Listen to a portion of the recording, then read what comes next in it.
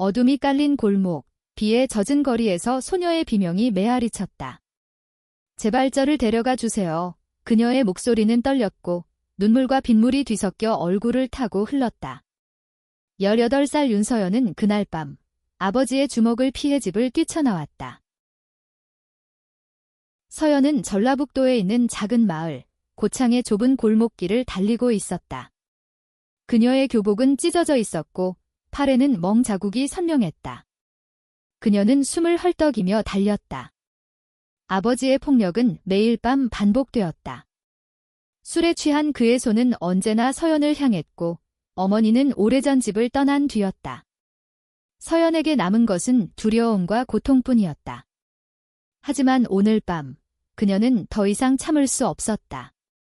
그녀의 가슴 속에는 단 하나의 생각만이 맴돌았다.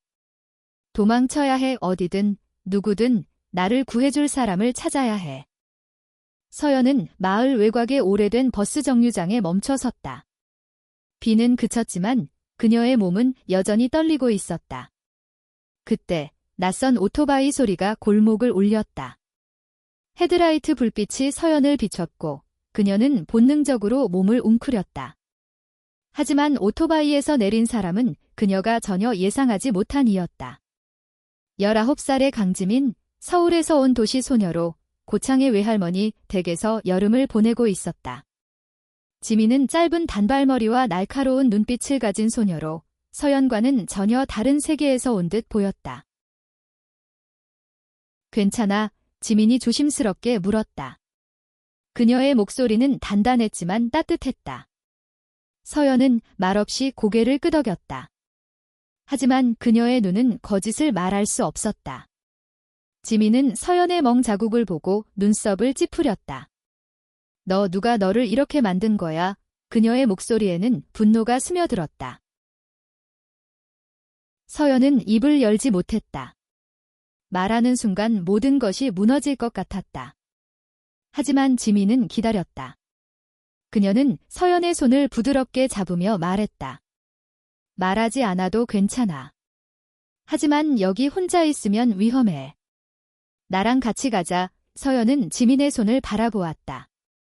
그 손은 따뜻했고 그녀가 오랫동안 잊고 있던 안전함을 느끼게 했다.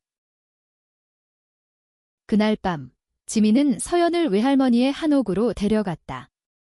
오래된 나무 문을 열고 들어선 집은 따뜻한 불빛으로 가득했다. 지민의 외할머니는 서연을 보자마자 아무 질문도 하지 않고 따뜻한 밥과 반찬을 내왔다. 서연은 밥을 먹으며 눈물을 흘렸다. 얼마나 오랜만에 누군가의 따뜻한 손길을 느껴보는 걸까? 그녀는 지민을 힐끗 바라보았다. 지민은 그녀를 조용히 지켜보며 미소 지었다. 다음 날 아침, 서연은 지민과 함께 마을의 들판을 걸었다. 고창의 드넓은 논과 멀리 보이는 산맥은 서연의 마음을 조금씩 풀어주었다. 지민은 서연에게 자신의 이야기를 들려주었다. 서울에서 자유롭게 살고 싶었지만 부모님의 기대와 사회의 시선 때문에 숨이 막힐 때가 많았다고. 나도 가끔 도망치고 싶어. 지민이 웃으며 말했다. 하지만 도망칠 곳이 없어서 그냥 버티는 거지. 서연은 지민의 말에 조용히 고개를 끄덕였다. 그녀는 자신의 이야기를 꺼내기가 두려웠지만 지민의 솔직함이 그녀를 용기를 내게 했다. 나 아버지한테 매일 맞아. 서연의 목소리는 작았지만 그 속에는 수년간 쌓인 고통이 담겨 있었다. 지민은 아무 말 없이 서연의 손을 다시 잡았다. 그 순간 서연은 처음으로 누군가에게 자신의 아픔을 털어놓을 수 있다는 희망을 느꼈다. 며칠 동안 서연은 지민의 외할머니 집에서 지냈다. 지민은 서연에게 웃음을 되찾아주려 애썼다. 그들은 함께 마을 시장을 돌아다니며 떡볶이를 먹고 밤이면 한옥마당에서 별을 보며 이야기를 나눴다. 서연은 지민의 밝은 에너지에 점점 끌렸다. 지민의 웃음소리, 그녀의 손길, 그녀의 눈빛은 서연에게 새로운 감정을 일깨웠다. 하지만 그 감정은 서연을 혼란스럽게 했다. 이건 사랑일까? 아니면 그냥 고마움일까? 그러나 평온은 오래가지 않았다. 서연의 아버지가 그녀를 찾기 위해 마을을 돌아다니기 시작했다. 그의 목소리는 마을 곳곳에 울려 퍼졌고 서연은 두려움에 떨었다. 지민은 서연을 안심시키려 했지만 그녀 역시 상황의 심각성을 알고 있었다. 우리가 뭔가를 해야 해. 지민이 단호하게 말했다. 너를 더 이상 그 사람 손에 맡길 수 없어. 서연은 지민의 눈을 바라보았다. 그 눈빛에는 두려움이 없었고 오직 그녀를 지키려는 결심만이 가득했다. 서연은 가슴이 뛰는 것을 느꼈다. 그녀는 지민에게서 단순한 위로 이상의 것을 느끼고 있었다. 하지만 그들은 아직 서로의 마음을 완전히 열지 못했다. 두 소녀는 앞으로 어떤 길을 걷게 될까? 그리고 서연은 아버지의 그림자에서 벗어날 수 있을까? 서연과 지민은 한옥 마당에 앉아 있었다. 달빛 아래 서연은 자신의 손을 내려다보며 말했다. 왜 나를 도와주는 거지? 너한테 나는 아무것도 아니잖아. 그녀의 목소리는 떨렸고 불안과 호기심이 뒤섞여 있었다. 지민은 잠시 머뭇거리다 대답했다. 너를 보면 나를 보는 것 같아. 나도 혼자라는 느낌 잘 알아. 지민은 서연에게 자신의 이야기를 조금 더 깊이 들려주었다. 서울에서의 삶은 겉으로는 화려했지만 그녀는 늘 자신을 숨겨야 했다. 그녀는 자신이 여자를 좋아한다는 사실을 깨달았을 때 그 감정을 누구와도 나눌 수 없었다. 부모님은 그녀가 정상적인 삶을 살기를 바랐다. 친구들은 그녀의 진짜 모습을 알지 못했다. 지민은 고창에 온 것도 사실 도망친 것이었다. 여기서는 나를 숨기지 않아도 돼, 그녀가 말했다. 그리고 너를 보면 너도 숨기고 싶지 않은 사람이 되고 싶어. 서연은 지민의 말에 가슴이 아렸다. 그녀는 자신의 감정을 이름짓는 법을 몰랐다. 하지만 지민의 손을 잡을 때마다, 그녀의 목소리를 들을 때마다 그녀의 가슴은 따뜻해졌다. 나 너를 보면 무서워. 서연이 속삭였다. 이런 감정 처음이야. 잘못된 걸까? 지민은 미소 지으며 고개를 저었다. 잘못된 건 없어, 서연. 내가 느끼는 건 너만의 진실이야. 그들의 대화는 점점 깊어졌다. 지민은 서연에게 용기를 북돋웠고 서연은 지민에게서 안전함을 느꼈다.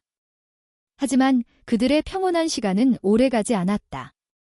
마을 사람들 사이에서 서연의 아버지가 그녀를 찾고 있다는 소문이 퍼졌다. 그는 술집에서 소리를 지르며 서연이 도망쳤다고 욕을 퍼부었다. 마을은 작았고 소문은 빠르게 퍼졌다. 지민의 외할머니는 걱정스러운 얼굴로 두 소녀에게 말했다. 너희가 여기 있는 게 위험해질지도 몰라. 지민은 단호했다. 서연을 그 사람한테 돌려보낼 수 없어요? 방법을 찾아야 해요. 외할머니는 한숨을 쉬며 말했다. 내가 아는 사람에게 연락해 볼게.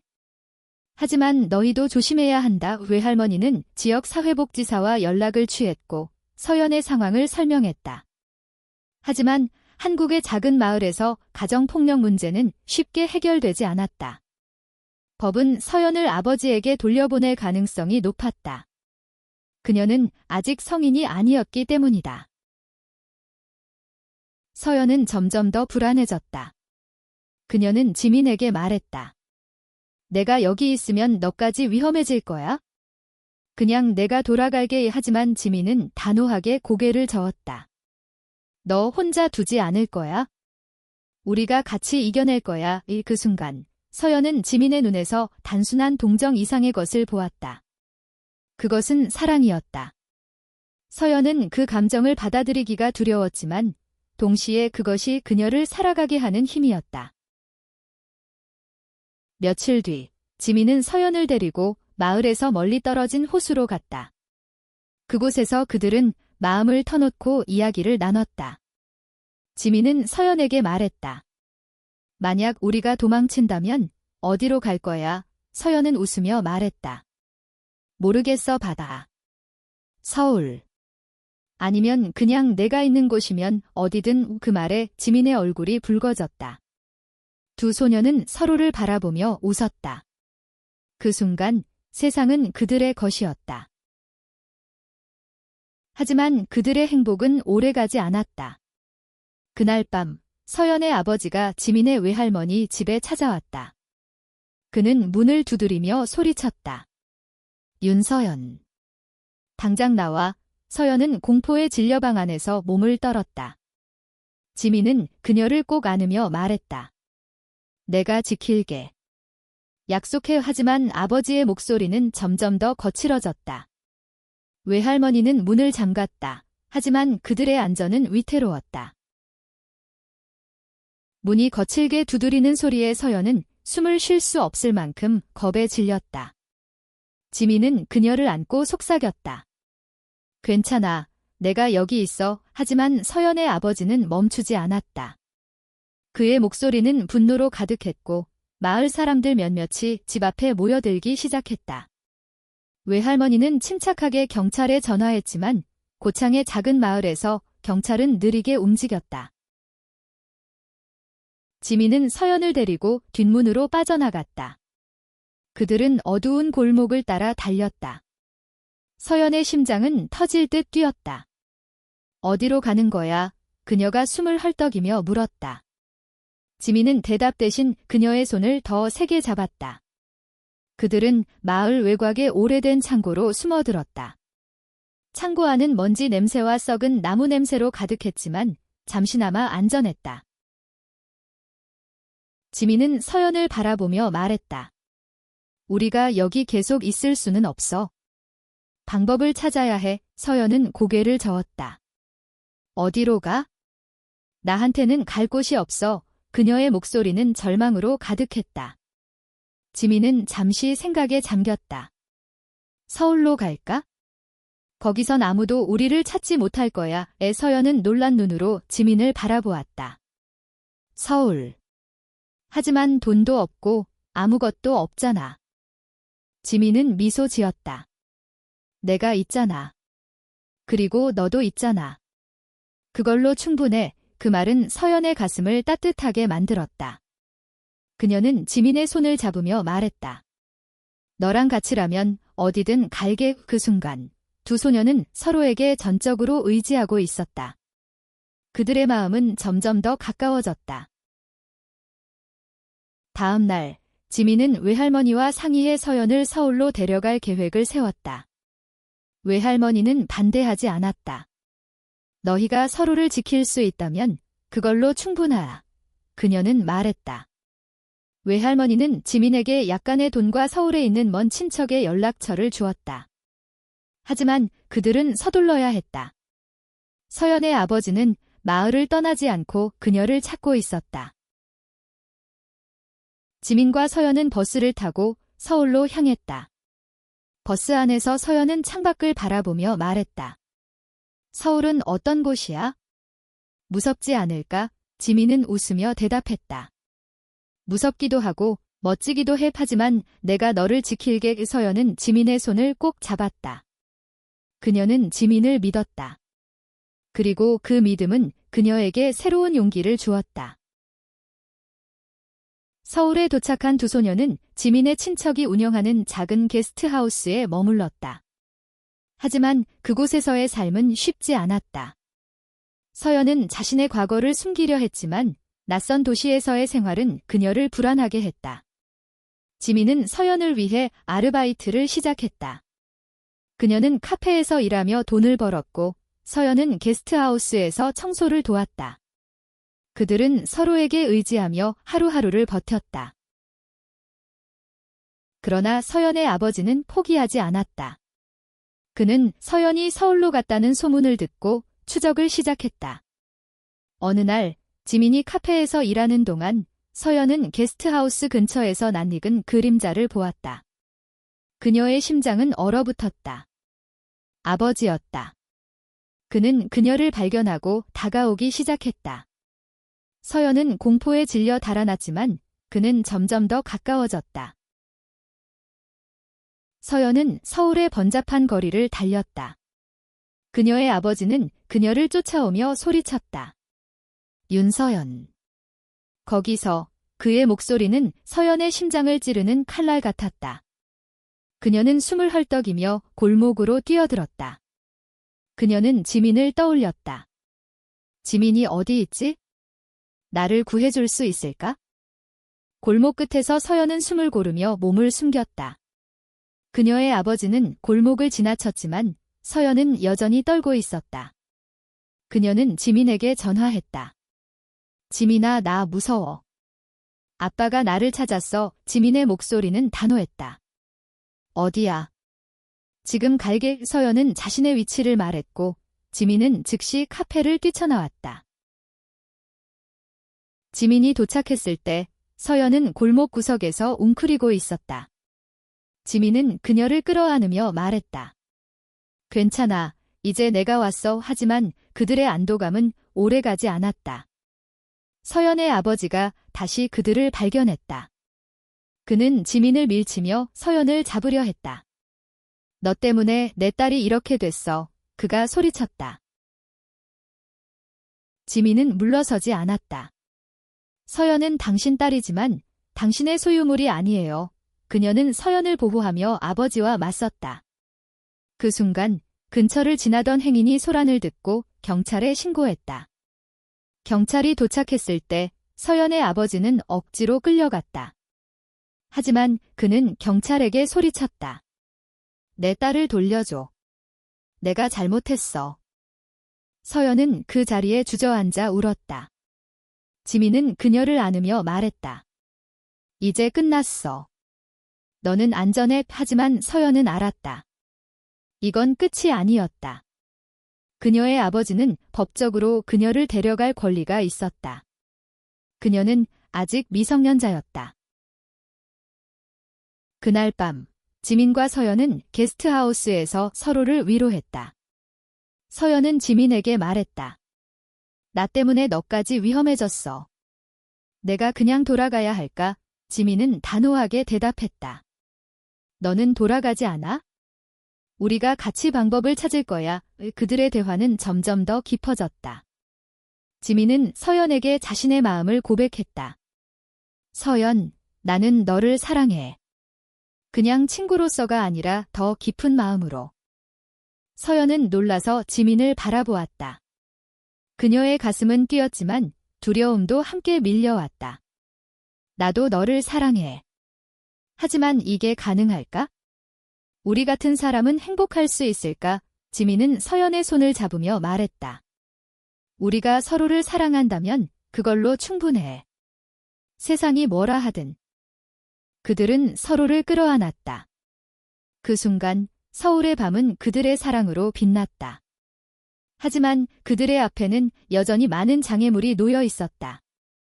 서연의 아버지는 포기하지 않을 것이고 사회의 시선은 그들을 쉽게 받아들이지 않을 터였다. 서연과 지민은 그들의 사랑을 지키기 위해 싸우기로 했다. 지민은 서연을 위해 법적 도움을 구하기로 결심했다. 그녀는 인터넷을 검색해 여성과 LGBT 권리를 지원하는 단체를 찾았다.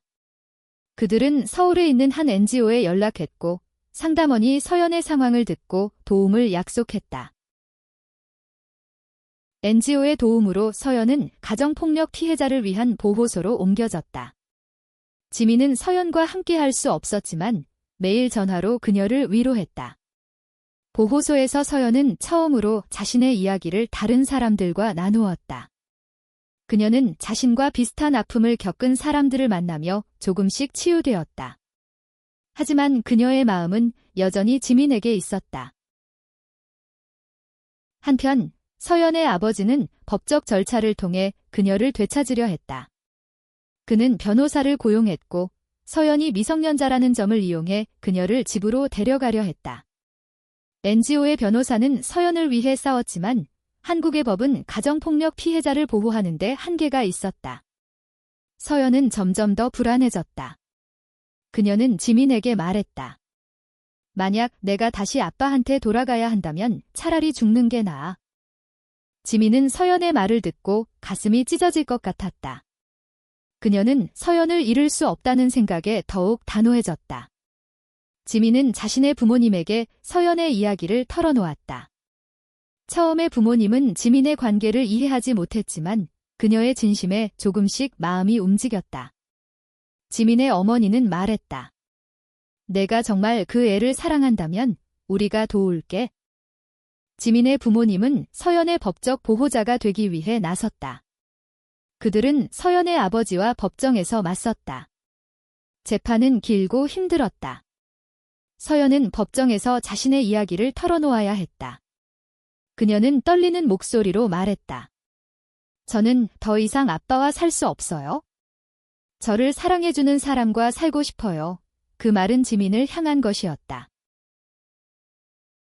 재판 중 지민은 서연의 곁을 지켰다. 그녀는 서연이 무너지지 않도록 손을 잡아주었다. 그들의 사랑은 법정에서도 빛났다. 결국 판사는 서연의 아버지의 양육권을 박탈하고 지민의 부모님을 임시 보호자로 지정했다.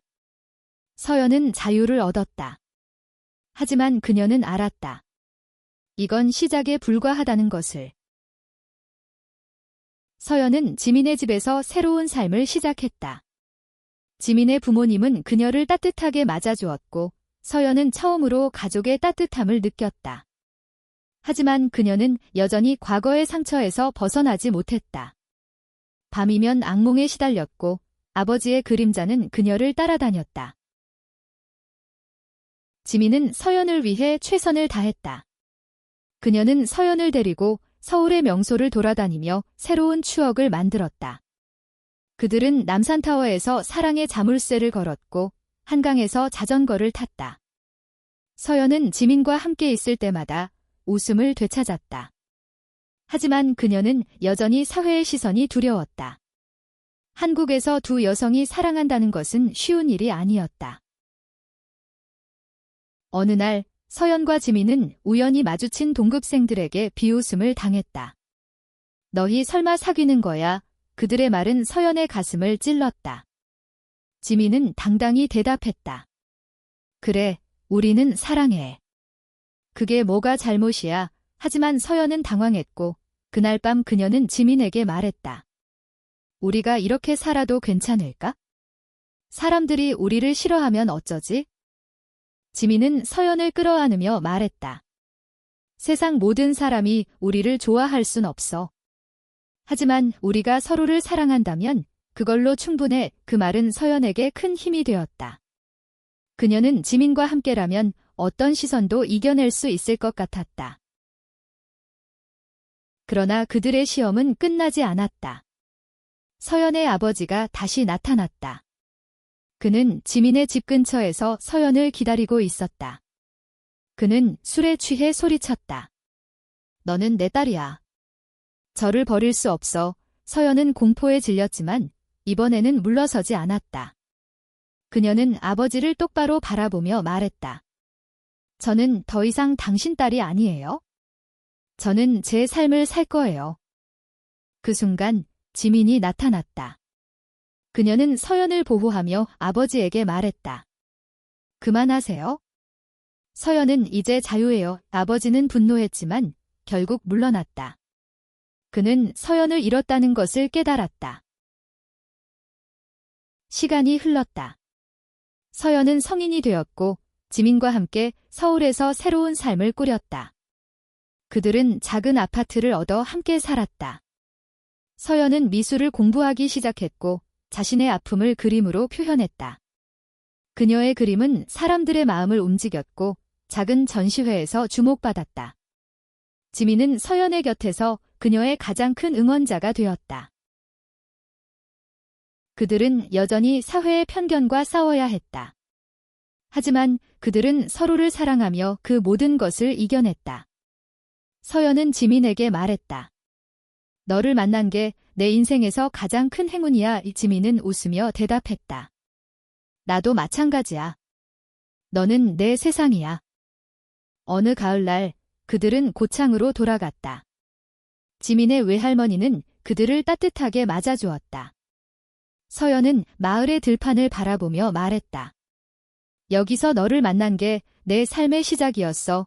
지민은 서연의 손을 잡으며 말했다. 그리고 이제 우리는 어디든 함께 갈 거야. 그들의 사랑은 완벽하지 않았다. 하지만 그들은 서로를 위해 싸웠고 서로를 위해 성장했다. 서연은 더 이상 두려움에 떨지 않았다. 그녀는 자신의 삶을 선택했고 그 삶에는 지민이 있었다. 그들의 이야기는 끝나지 않았다. 그들은 여전히 세상과 싸우고 사랑을 지키기 위해 노력했다. 하지만 그들은 알았다. 서로가 곁에 있다면 어떤 어려움도 이겨낼 수 있다는 것을. 그들의 사랑은 단순한 로맨스가 아니었다. 그것은 생존이었고 희망이었으며 자유였다.